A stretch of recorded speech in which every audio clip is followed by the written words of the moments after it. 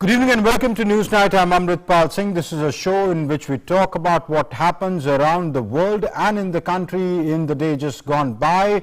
Well, a lot of things have happened in a big sensational disclosure. There are reports coming in that the Enforcement Directorate, which was probing the money laundering case into news web portal Newsclick, has said that there could be possible links to the Communist Party of China. And if that indeed is true, then it's a very worrisome trend, because in the past also there have been instances which could be linked with China or directly or indirectly, where China was funding a agenda that was clearly anti-India, and that could be a matter of concern. We'll talk about that. We'll discuss that with our special guests in the studio, and also we'll tell you what happened in the rest parts of the country. Punjab politics is heating up.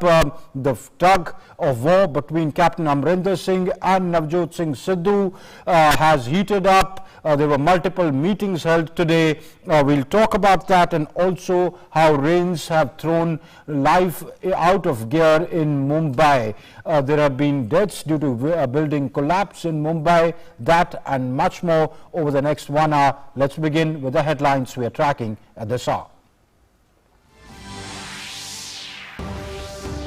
Prime Minister Narendra Modi chairs the all-party meeting ahead of the monsoon session of Parliament, calls for healthy discussions and seeks cooperation of all parties, says it's the responsibility of all to create a conducive environment. Government says ready for discussion on all issues under the rules. The Enforcement Directorate finds evidence in relation to the money laundering case against media portal Newsclick and its promoters for entering into an agreement with Neville Roy Singham, a Sri Lankan Cuban origin businessman. BJP alleges a big international conspiracy against India. It says Newsclick portal's goal is to spread anarchy and that money was diverted through Hawala. Incessant overnight rains throw parts of Mumbai out of gear. Over 20 people killed in two separate incidences as buildings collapsed due to landslide. City witnesses severe waterlogging. President and the Prime Minister condole the loss of lives. Prime Minister announces an ex gratia of 2 lakh rupees to be given to the next of kin. Local train services hit. Traffic also snarls. India battles COVID-19. 40.49 crore vaccine doses administered so far under the nationwide vaccination drive. Recovery rate increases to 97.31%. India's active caseload presently constitutes 1.36% of the total cases. Daily positivity rate is less than 3% for 27 consecutive days. Devastating floods in Europe claimed 180 lives. Search operation underway in full swing to trace those who have gone missing. Western parts of Germany are the worst affected by floods.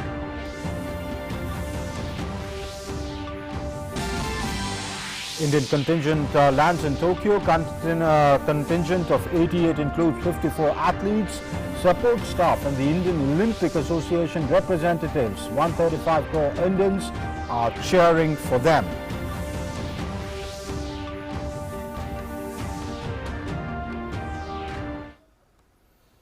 And now on the big news of the hour, the Enforcement Directorate's investigation into the money laundering case against media portal Newsclick has revealed that the promoters of the media outlet received nearly 38 crore rupees from entities which may be associated with the Communist Party of China.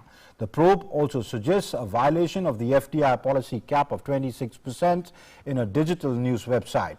The BJP has alleged an international conspiracy against India. The Enforcement Directorate has found some important evidence in relation to the money laundering case against news portal Newsclick. The ED's probe has suggested the funding of the news portal had a Chinese link and was also in clear violation of the FDI policy. Investment into the Newsclick was made by greatly overvaluing the shares of the company to avoid the cap of 26% of FDI in a digital news website, and some part of this investment was diverted or siphoned off. The news portal Newsclick and its promoters had entered into an agreement with Neville Roy Singham, who's a Sri Lankan Cuban origin businessman. Singham is under suspicion now. Investigators have identified Singham as the key source of the 38 crore rupees that PPK Newsclick Studio Private Limited had received between 2018 and 2021 from abroad. The businessman apparently had connections to China. The investigation has so far revealed that Singham was associated with the propaganda arm of the Communist Party of China.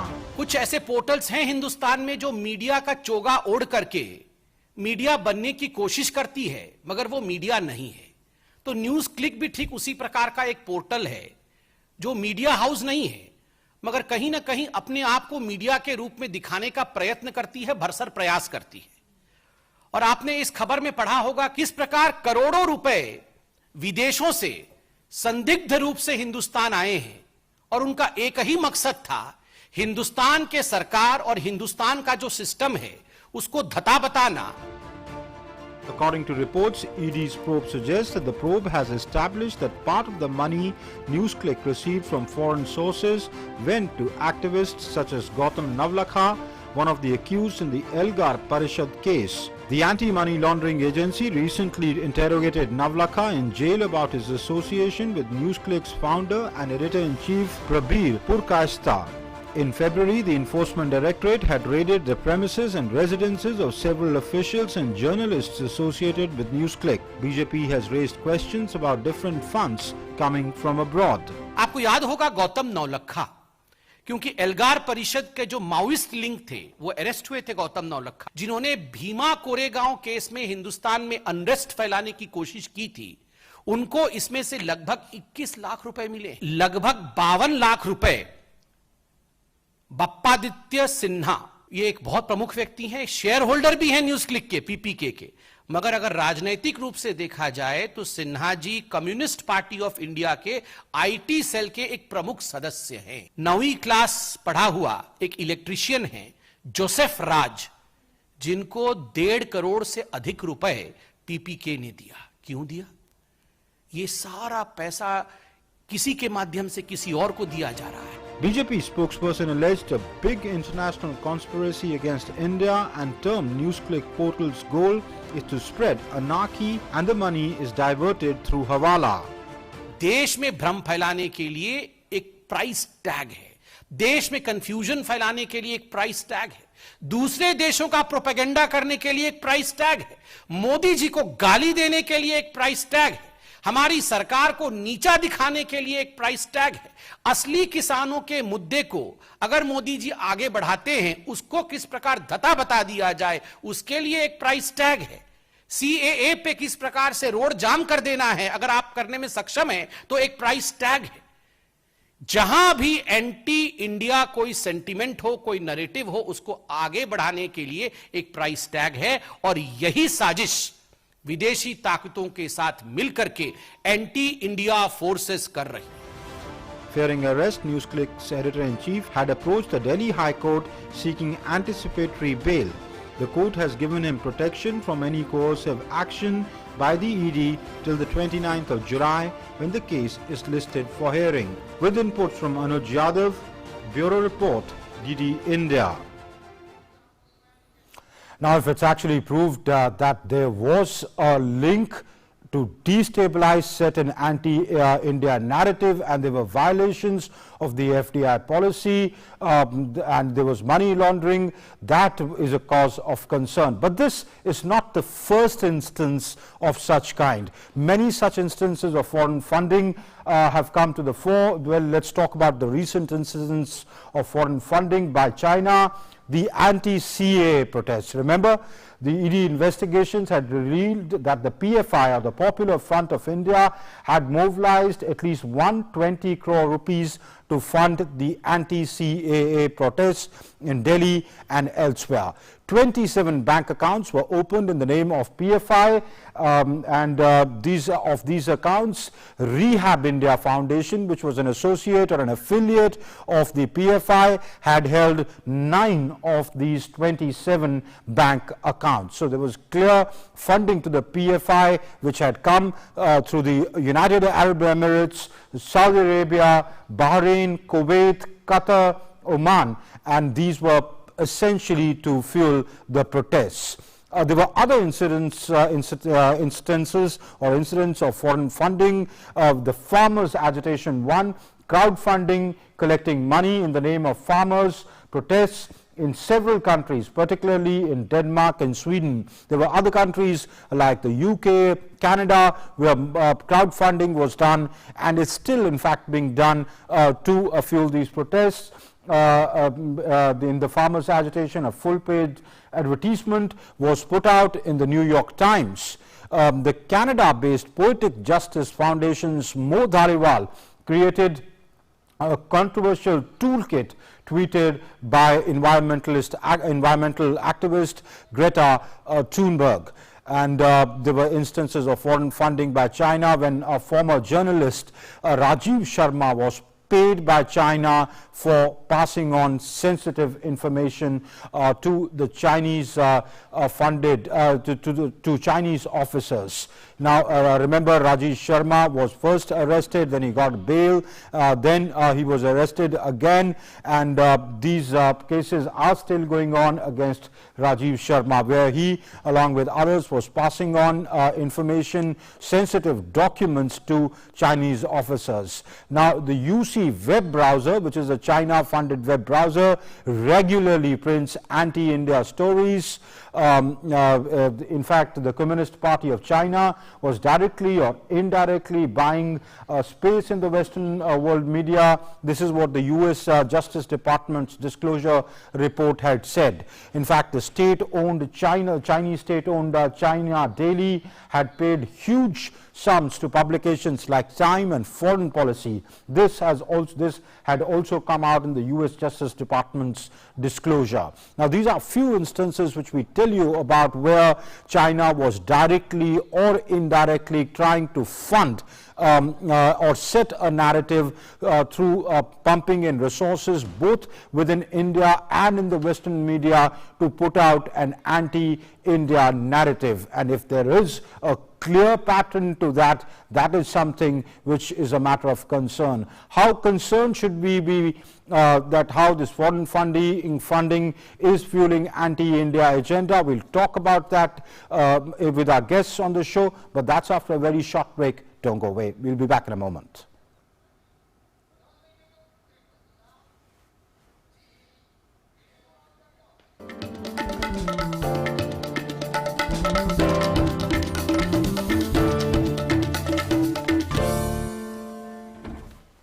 Namaste India. Namaste land. Marhaban ilal Hind. India. Salam India. Namaste India. Namaskar Bharata.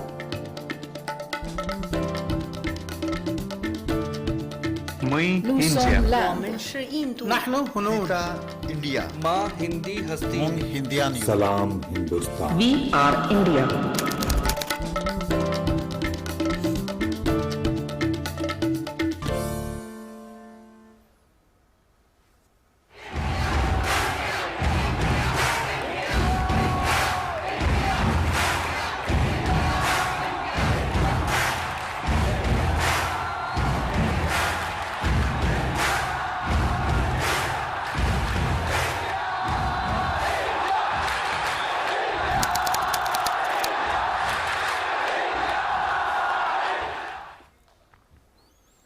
And that brings us to our In Focus tonight. Our In Focus tonight is foreign funding to fuel anti-India agenda. Is there a foreign funding which is fueling anti-India agenda?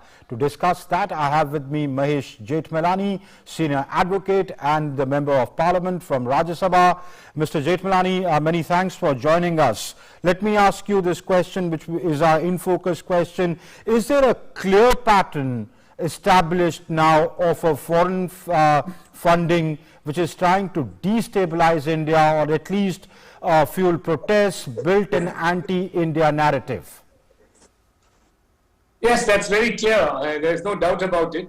The attempt is to create a false narrative, project India in poor light, this government in poor light, and basically to try and weave a very pro-China narrative, and also to spread disaffection in this country against the Indian government and the Indian state. And the attempt is not just through social media, it is through the foreign press, it is through the electronic media here, and of course through select articles in select newspapers and news web portals. Okay. Mr. Jethmalani, I've been following your tweets. In fact, let me read this particular tweet that you had put out. You say the ED investigation into media portal Newsclick and its link to the Communist Party of China is potentially sensational. In a recent tweet about the arrest of by ED of journalist Rajiv Sharma, I had said bigger names, expect bigger names. Now the ED claims that the probe will lead to a senior politician. Now that's a very, very serious charge that you make. Well, I have not made a serious charge. If you read the report of the ED investigation of the case today in this morning's newspaper, the ED itself says that there are links. It categorically asserts that there is going to be a link to a very senior politician. I am not making any charge, although I have some personal knowledge which I can't reveal at this stage. I have myself been a targeted victim of seduction by Chinese influencers on 2 occasions in Delhi. So I know the kind of people, the kind of Chinese, pro-Chinese influencers and urgent provocateurs within the country. I have some idea, and it is rampant. It is rampant. It's happened to me on 2 occasions, right? And I don't want to get into any details, but it exists. It's almost the people who do it quite shamelessly. Okay, no, but Mr. Jethmalani, all right, you do not want to divulge details of it. I understand that, but you know what you're saying is that the revelations against Newsclick is not just related to media or media organizations. It's bigger than that. It's political parties. We just put out how in the past it has come that anti-CA protests, even the farmers' agitation, toolkits were put. There is no problem per se with the toolkit, but if there is a wider agenda to set a narrative by using that toolkit and set a false narrative, then it's a cause of concern. And now you're saying that it could extend to the political space as well. Oh yeah, I have no doubt about it. For instance, I'm extremely surprised. Let's start from something which has been very much in the public domain. What about the MOU with the Congress Party, the CCP and the Congress Party? And that was by the ILB as a faction of the Chinese Communist Party, which is known to try and influence politicians in foreign countries other than China. It's known to do it. So we still don't have that memo in the public domain. The Congress Party still hasn't put in the public domain and said that this is innocuous. Here it is. Okay.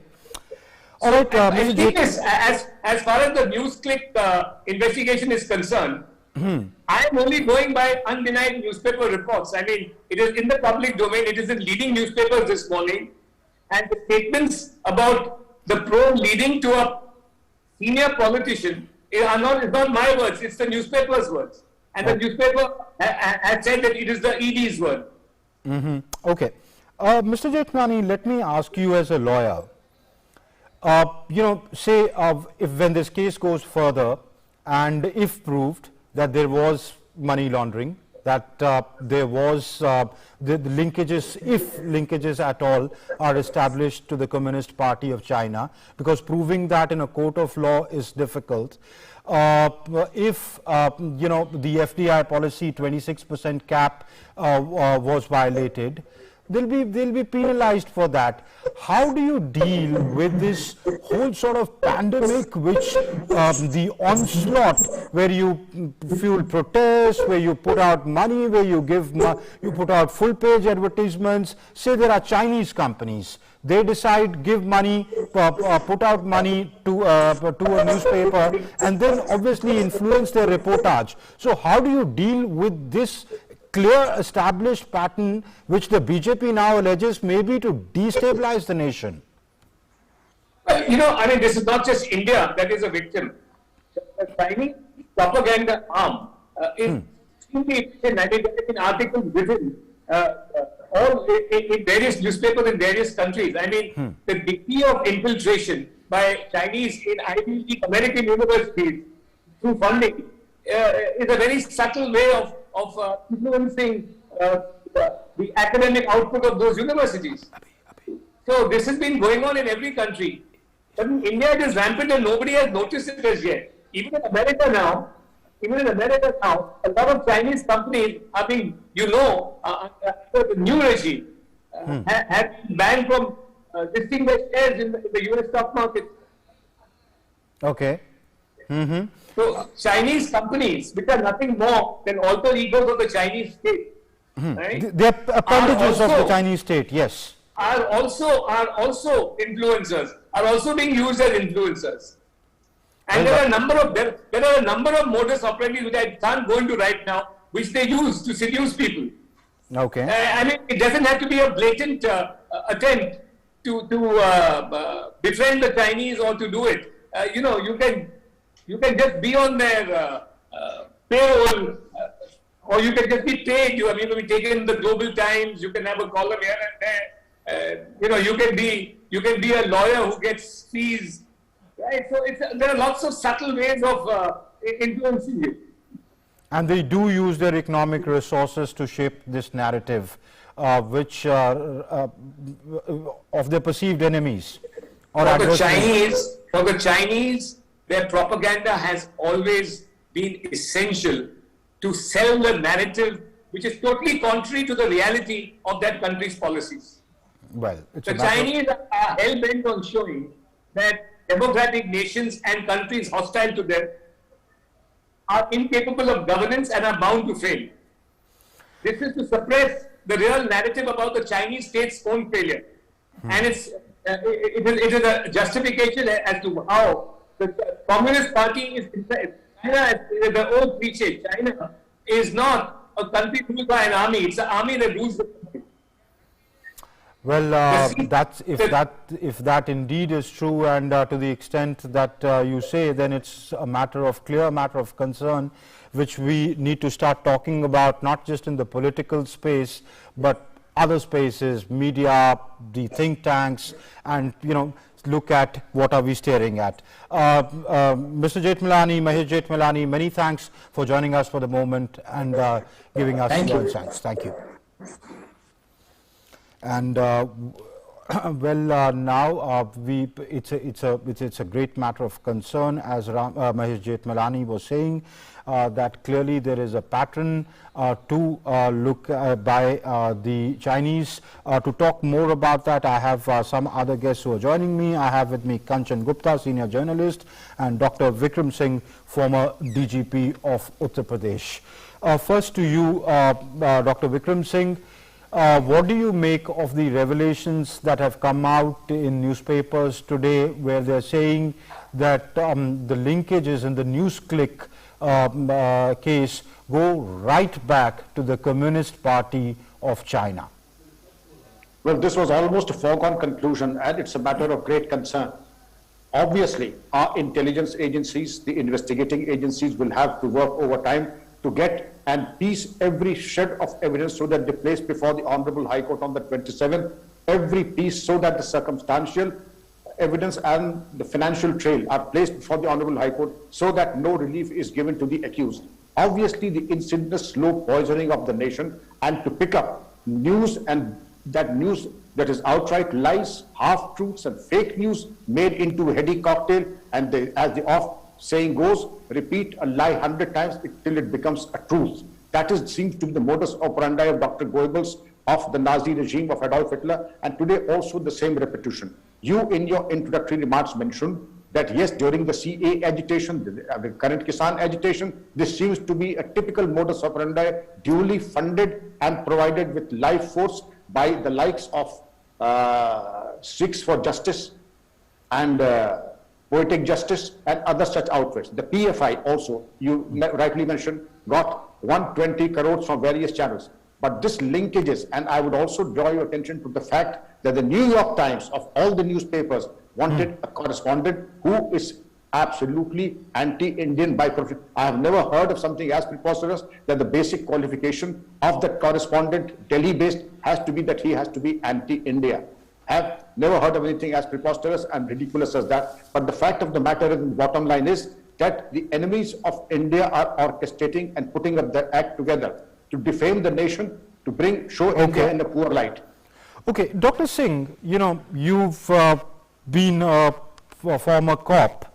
How difficult or easy is it to prove it in a court of law? Say, in this particular case, if the ED goes to court saying, well, look, this money came in violation, there was subversion of the FDI policy, the shares were overvalued, etc. But how do you say that there was a pattern to destabilize the country? They can say, for example, the NYT ad during the farmers' agitation. Anybody has the right to put out an ad. Now, how difficult or easy is it to establish that there is a clear pattern for the investigating agencies to sort of act against the company? They can attract smaller penal provisions and get away. It is difficult, but by no means impossible. The ED has a plethora of investigators. That does not mean only police investigators. They have income tax officers, they have chartered accountants, they have lawyers, and they would put their best foot forward, because this is a complicated and a very intricate investigation, wherein all the shreds of evidence, including funding, the bank details, also the use and the money trail and the financial trade, will have to be incorporated and put up before the courts in a very convincing manner, in an incontrovertible manner. And any flaw in the chain of circumstantial evidence will give benefit of doubt and the advantage to the accused, which I am sure the country cannot afford. Therefore, the investigation, though circuitous, though difficult, is perfectly doable and manageable, and I am sure ED is equal to the task. So my question is that, say, let's talk about the farmers' protest. If there was crowdfunding happening in Denmark, in Sweden, by the Poetic Justice people, by Mo Taliwal and others, or even Pannu in the United Kingdom, how do you say that, well, it was to destabilize the country? They can say, we do agree with the farmers that the farmers' laws are not in the interest of the farmers, and therefore to support an agitation against, which is the democratic right of every citizen of this country, we are like-minded people sending them money to carry on. How do you prove that it's an anti-India or an anti-state agenda? Dissent, a healthy dissent, is permissible by our constitution, and a healthy dissent is always welcome.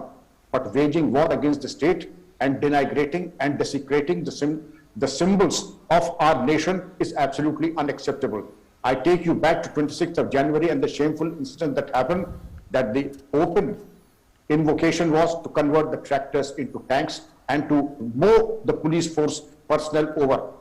And the forcible entry into the Red Fort, the removing of our national flag, this is not acceptable. Then the fiery and the incendiary slogans raised, not only in the CA but also in the farmers' agitation, a peaceful agitation that has due permission, and all the permission granted by the police commissioner on the eve of 25th of January was torn into shreds on the 26th. If this is not incontrovertible evidence that it is not dissent, it is not disagreement, it is waging war, and it is waging war against the country, and that is where the problem arises, and it cannot be accepted. Funding of this manner, and it is not that the farmers' agitation, the crowd in the CA came up out of heavens or came about fortuitously. They came with a design, with a sense of purpose, and also because of WhatsApp messaging and an insidious roadmap towards an agitation. And this is where the investigators will have to work over time to get the threads. And during the CA agitation, I'm privy to the fact you don't collect red chili powder, acid bottles on the rooftops and try to attack the police force with catapults, prefabricated catapults. That is not dissent. That is attacking the state and the state machinery. This is where the problem. And there should be zero tolerance to such anti-national activities. I know I'm on national channel, but I'm speaking with the greatest of responsibility, with all the knowledge of law and application of law at my command. All right, we'll see where this case goes, but it is indeed a matter of concern if there is a clear pattern to destabilize the country. Dr. Vikram Singh, many thanks for joining us and lending us your insights. Thank you. And an all-party meeting was held on Sunday before the monsoon session of Parliament. The Prime Minister also attended the meeting. The session is starting from Monday and will continue till the 13th of August. During 19 days of proceedings, 29 bills, including 6 bills replacing ordinances, are likely to be discussed and passed. Opposition parties have also geared up to raise many important issues during this session. An all-party meeting was held on Sunday ahead of the monsoon session of Parliament beginning on Monday. Prime Minister Narendra Modi also attended the meeting.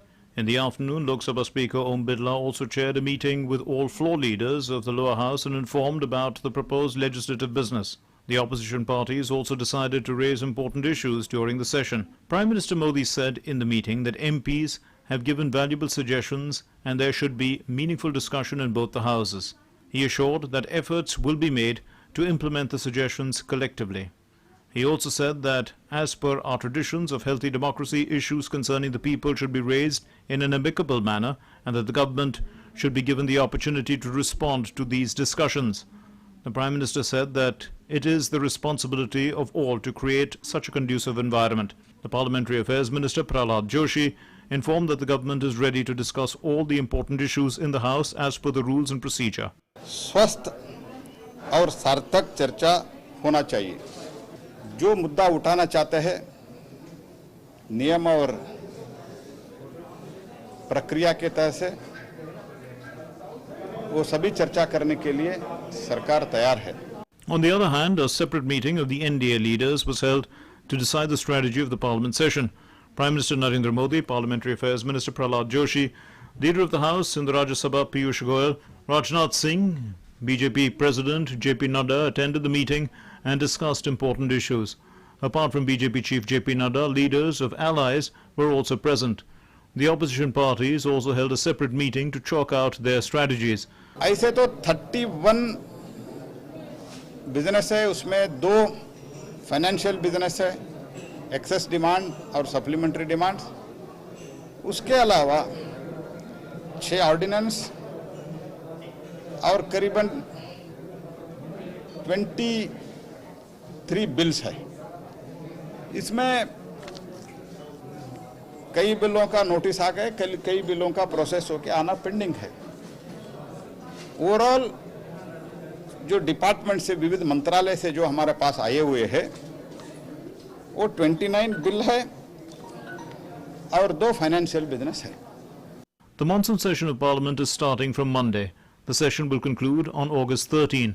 In view of coronavirus, necessary protocols will be followed during the session. In the last 3 sessions, despite corona crisis, legislative works were carried out very seriously. The government is hoping for another productive session. With inputs from Vishal Barrister, Shailendra Mishra's report, DD India. And let's now get you COVID updates from across the country in this report. India continues to battle COVID-19 with every passing day. The cases are declining. Out of the people infected since the beginning of the pandemic, 3,269,796 people have already recovered. 42,004 patients have recovered in the last 24 hours. Overall, recovery rate stands at 97.31%, which is showing a sustained increasing trend. India has reported 41,157 daily new cases in the last 24 hours. Less than 50,000 daily new cases have been reported since 21 continuous days. India's active caseload today stands at 4,22,660. Active cases now constitute about 1.36% of the country's total positive cases. India's COVID-19 vaccination coverage crossed the landmark of 40 crores. Cumulatively, 40 crore 49 lakh 31,715 vaccine doses have been administered till 7 a.m. on Sunday, with substantially ramped up testing capacity across the country. A total of 19 lakh 36,709 tests were conducted in the last 24 hours in the country. Cumulatively, India has conducted over 44.39 crore tests so far. Weekly positivity rate is currently at 2.08%, while the daily positivity rate stands at 2.13%. Daily positivity rate has remained less than 3% for 27 consecutive days and has remained below 5% for 41 consecutive days now. As cases of COVID-19 rise in the northeastern state of Manipur, a 10-day total curfew is in force across the state. The police, along with the paramilitary force, has been deployed across the state. All institutions except essential services will remain closed. No one will be allowed to venture out except the people coming out for vaccination and testing. On July 9th, state government had extended the night curfew from 7 p.m. to 5 a.m. in all districts across the state till July 20th. The Mizoram government has also imposed 7-day lockdown in Aizawl Municipal Corporation area in the wake of rising COVID cases. The shutdown is in force from Sunday to July 24th. Only essential services will be operational. In Kerala, restrictions have been eased for 3 days starting Sunday for Bakrid. Chief Minister of Kerala said relaxation will be made in areas where total peripheral resistance is comparatively low. 40 persons will be allowed at a place of worship during special occasions. Devotees should take at least first dose of vaccine for their entry. Apart from shops selling essential items in the A, B and C categories, permission will be given to open textile shops, footwear shops, electronic shops, fancy shops and jewelry shops till 8 p.m. In Karnataka, state government has decided to relax the night curfew timing to 10 p.m. to 5 a.m. as the government decides the Grade 4 unlock in the state. Chief Minister B.S. Yediyurappa held a meeting with officials and experts and reviewed the situation. A decision was taken to allow the education institution to open from July 26th, and at least one dose of vaccination is must for all. Cinema halls, multiplex theatres can open with 50% occupancy, and pubs and swimming pools will be open with conditions apply and COVID-appropriate behaviour. The government had earlier allowed malls, hotels to operate and public transport also in full strength. SSLC exams will be conducted offline starting Monday. This will be the first board exams to be held this year. The duration of 2-day SSLC exam will be 3 hours. With Bureau Inputs, DD India. And with an aim to preserve and promote the heritage of vintage vehicles, the registration process of vintage motor vehicles in India has been formalized. Take a look.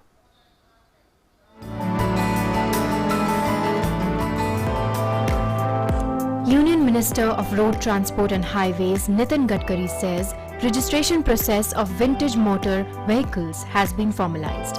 In a series of tweets, Gadkari said that with an aim to preserve and promote the heritage of vintage vehicles, the MoRTH has formalized the registration process of vintage motor vehicles in India.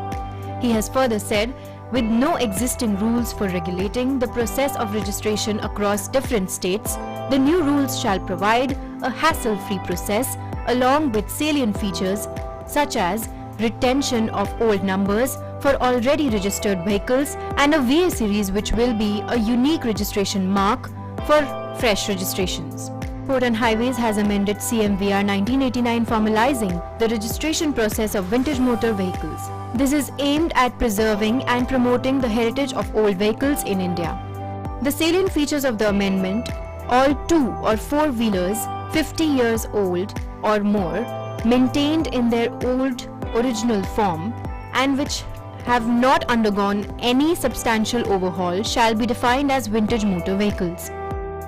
Application for registration and re-registration shall be made as per Form 20 and shall be accompanied by an insurance policy, fee, bill of entry in case of imported vehicles and old RC in case of an already registered vehicle in India.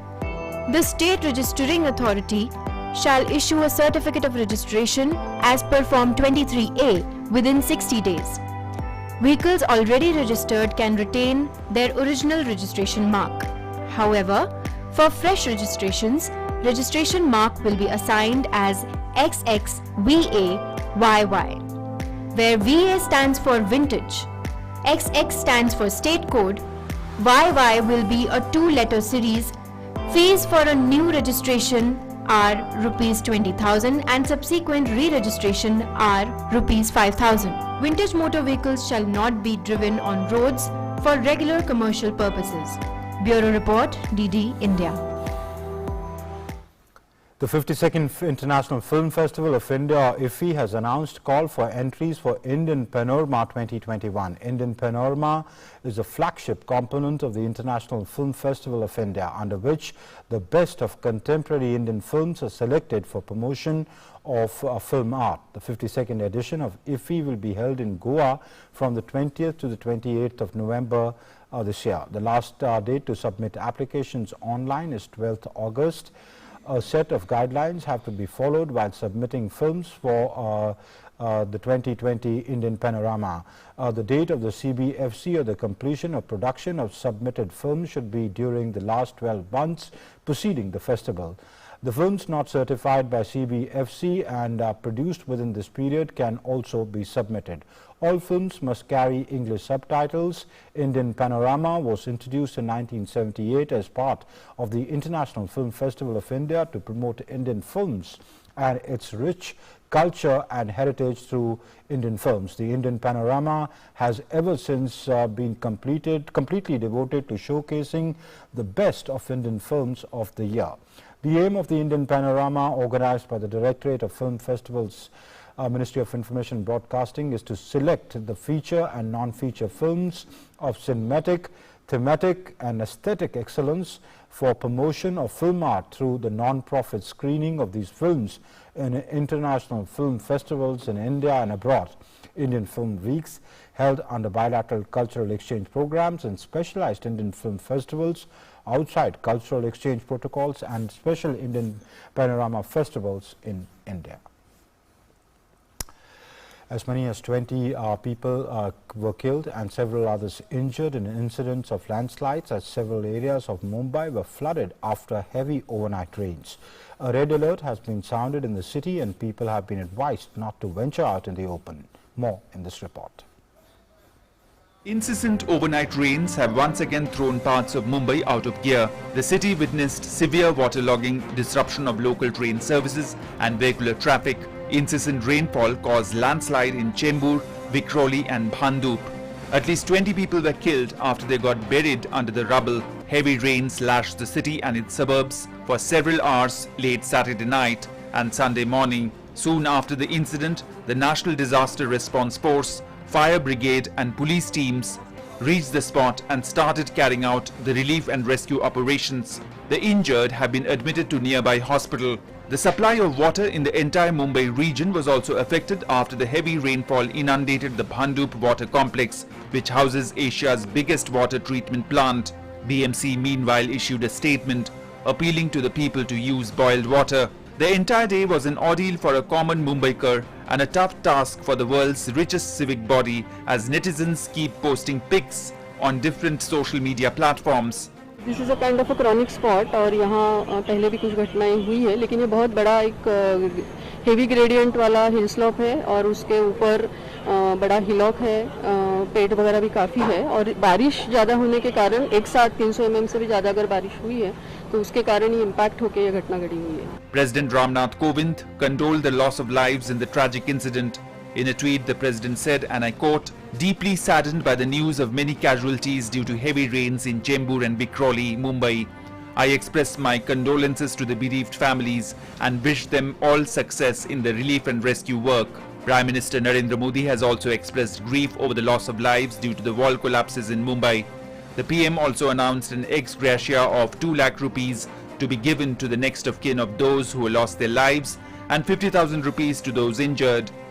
In a series of PMO tweets, the Prime Minister said, and I quote, Saddened by the loss of lives due to wall collapses in Chembur and Vikhroli in Mumbai, in this hour of grief, my thoughts are with the bereaved families, praying that those who are injured have a speedy recovery.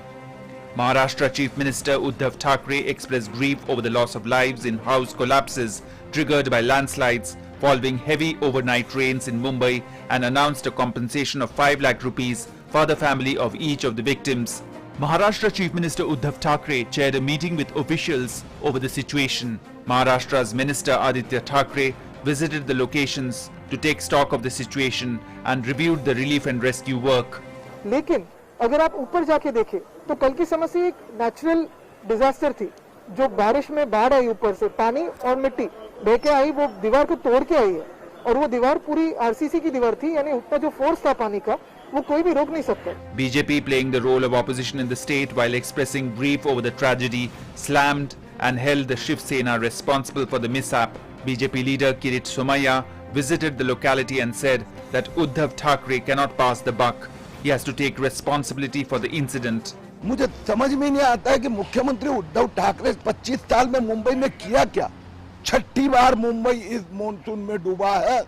इसकी जिम्मेदारी उद्धव ठाकरे जी को लेनी पड़ेगी. 25 साल से मुंबई महापालिका में ठाकरे सरकार है तो ये सब वहां पर बचते कैसे है. उनके जो माफिया कॉन्ट्रैक्टर है वही ये सब काम करते हैं. शिवसेना के mafia contractor. The Met Office has issued a red alert for Mumbai in the backdrop of heavy rains. The downpour caused heavy flooding in low-lying areas of Chunabhatti, Sion, Dadar and Gandhi Market, Chembur and Kurla LBS Road. Several long-distance trains on both Central Railway and Western Railway were affected due to the flooded tracks. Bureau Report, DD India. Death toll from disastrous flooding in Western Europe rose to above 180. Most of them were in Western Germany. Rescue workers are toiling to deal with the damage laid bare by receding water. Look at this report. These are the visuals of European floods. The death toll from the devastating flood is rising. Many are still missing. Search operation is underway in full swing to trace those who have gone missing. People are praying and hoping to get reunited with their loved ones. Flash floods hit southern Germany on Sunday, killing at least one person and adding to the flooding devastation that has claimed the lives of more than 180 people in Europe in recent days. The Berchtesgaden land district in Bavaria, which borders Austria, became the latest region to be hit by the record rainfall and ensuing floods. Video on social media showed water cascading through a small winding street in the Bavarian town of Berchtesgaden. Roads around Berchtesgaden were impassable after they were hit by heavy flooding on Sunday. Over the past several days, the floods, which have mostly hit the states of Rhineland-Palatinate and North Rhine-Westphalia, have cut off entire communities from power and communications. In North Rhine-Westphalia, at least 45 people were killed. The government is gearing up to cope with the disaster. Finance Minister Olaf Scholz told weekly Bild am Sonntag that the government would be readying more than $354 million in immediate relief and billions of euros to fix collapsed houses, streets and bridges. With the receding of flood water, the search operation has picked up pace. Residents in the German town of Efschkart started cleaning up on Sunday after unprecedented floods damaged many homes. Entire communities lie in ruins after river water swept through towns and villages, and tens of thousands of residents in the region have been evacuated in the past 3 days. Soldiers, firefighters and volunteers are helping reinforce dikes and cleaning up the damaged areas. Rescue workers searched cars and lorries stranded on the flooded highway just outside Efschkart on Saturday. The water levels remained high in many towns and houses continued to collapse in the country's worst natural disaster in half a century. The moment floodwaters receded, emergency workers were able to access the vehicles and with the help of divers went carefully through, making sure no victims were trapped inside. Residents and business owners in a town badly hit by the record flooding in Germany struggled on Saturday to pick up the pieces after their livelihoods, from old books to wine, were swept away or caked in sludge. I have been an antiquarian, an art dealer, an auctioneer for 33 years now. There are some books my ears doesn't bleed so much. in seeing them destroyed. But we have books from 1510, 1520. We have early printed books. We have books that are irreplaceable. We have more than 150 books that are only on public libraries, in university libraries, which characterizes them as unique. They are not even traded in the internet. That's how rare they are.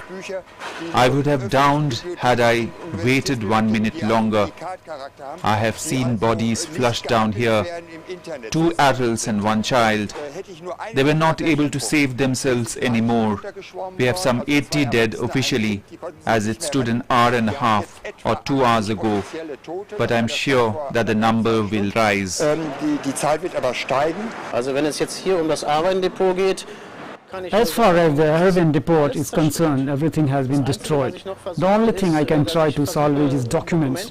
But as far as the interior is concerned, the wine bottles, the decoration, it's all ruined and is being put out here in the streets bit by bit.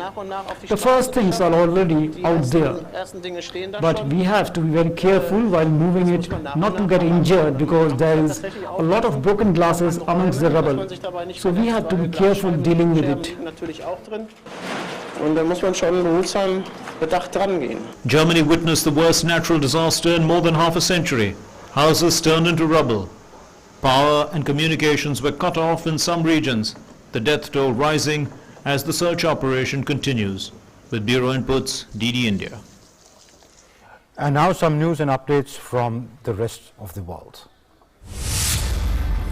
Amid the deadly clashes between the Afghan security forces and Taliban in the war-torn country, the supreme leader of the Taliban, Hibatullah Akhundzada, said he strenuously favors a political settlement to the ongoing conflict. Soon after, a senior delegation of the Afghan government and Taliban representatives met in Doha for high-stake negotiations. The chief of insurgents released an official statement ahead of Eid al-Adha. In Cuba, government supporters gathered on the city's seafront boulevard before dawn to wave Cuban flags and photos of late revolutionary leader Fidel Castro and his brother Raul. The rally was a reaction to demonstrations that erupted nationwide last Sunday amid widespread shortages of basic goods, demands for political rights, and the island nation's worst coronavirus outbreak since the start of the pandemic. Pope Francis on Sunday delivered the Angelus prayer from the window of papal apartments overlooking St. Peter's Square. For the first time after his intestinal surgery, Francis underwent a 3-hour operation on July 4th and led his Sunday noon blessing from the 10th floor of Gemelli Hospital in Rome, where he was recovering on July 11th. It was the first time since his election in 2013 that Francis did not read the prayer from the Vatican, except for when he was away on trips. British Prime Minister Boris Johnson and Finance Minister Rishi Sunak will both self-isolate in line with national guidance, abandoning heavily criticized plans to take part in a pilot scheme that would have allowed them to continue working. Johnson and Sunak were identified as contacts of someone with COVID-19 a day after Health Minister Sajid Javid said he had tested positive. Australia's 2 largest states reported slight declines in new COVID-19 infections, prompting authorities to say it could be days before tough lockdown measures showed progress in containing the spread of Delta variant. Sydney and all of Victoria State, totaling nearly half of the country's 25 million population, are under stay-home orders after a flare-up of the highly infectious virus strain began last month. In Thailand, police fired water cannon, tear gas and rubber bullets to stop protesters from marching on the office of Prime Minister, calling for him to resign. More than 1,000 protesters took part in the demonstration despite an expanded coronavirus lockdown. Demonstrators carried mock body bags to represent coronavirus deaths as they blamed the Prime Minister and his government for mismanaging the COVID-19 pandemic. And amid gloom the surrounding games because of the pandemic, the first batch of India's 88-strong Olympic-bound contingent reached Tokyo on Sunday morning to participate in the COVID-19 hit Tokyo Games beginning on the 23rd of July.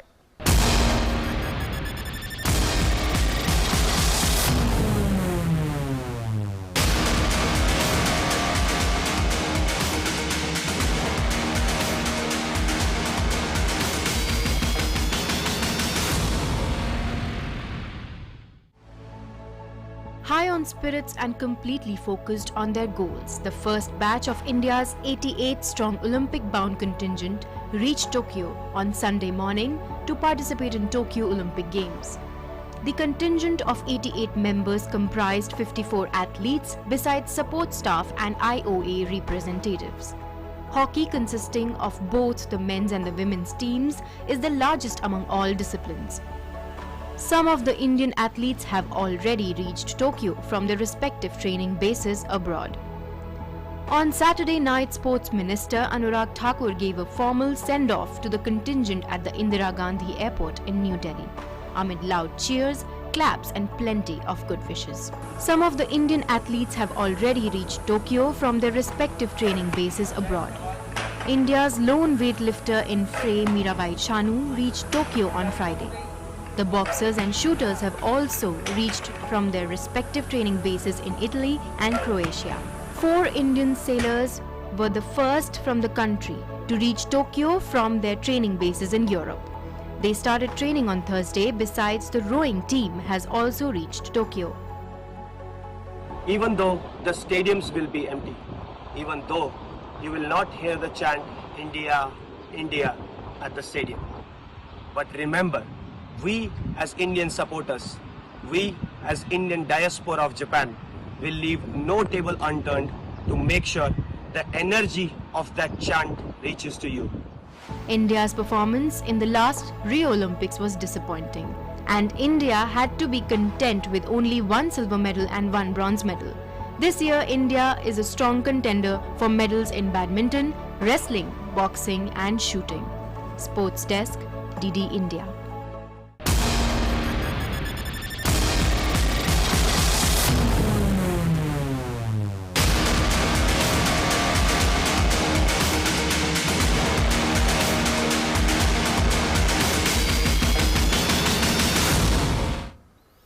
And that's it then in Newsnight, but remember to follow COVID protocols. The pandemic has not gone away, and do get vaccinated. And when you step out of your homes, do wear the mask. I didn't wear it in the studio because I was alone, but I'm stepping out now.